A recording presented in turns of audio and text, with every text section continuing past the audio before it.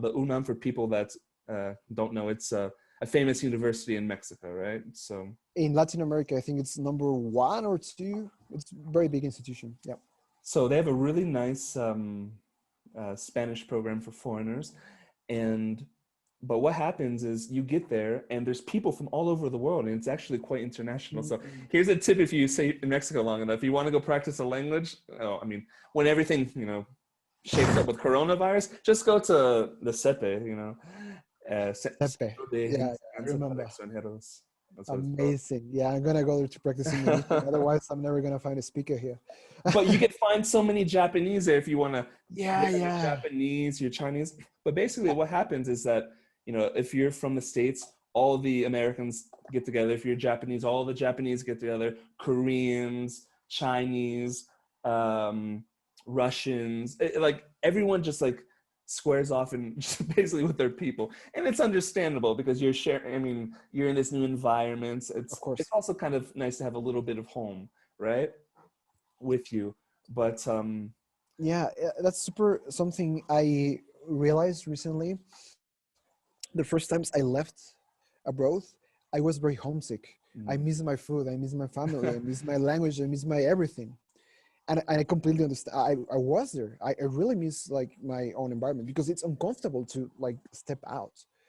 But the more I live abroad, the more I realize like that's a big mistake. Yes. So I totally feel empathy for the people who like segregate themselves into like language or how you say like national communities, bubbles kind of thing. So I totally get that. So going back to my advice, I would be like, no, avoid that. And it's really funny because I went to the equivalent of CEPE in Japan, and it was exactly as you described it. So it's an international kind of phenomenon apparently.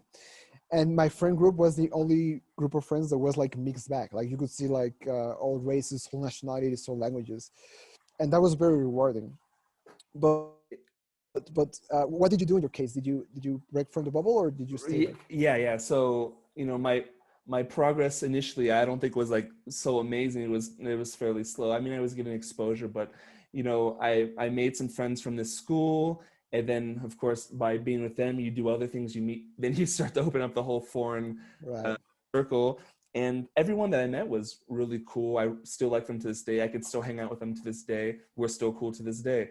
But there came a point where I was like, man, I really do want to learn Spanish. I know that, hanging out with these people as much as I'd like to, it's just hindering me. So I really kind of had to step away from them and just kind of really try to have more authentically Mexican experiences, let's say. And of course, I didn't want to discard them or anything like that because they're people, they're good people. So when I could see them, that would be cool. But it was no longer going to be like my main source of friends, So how did you go about stepping out?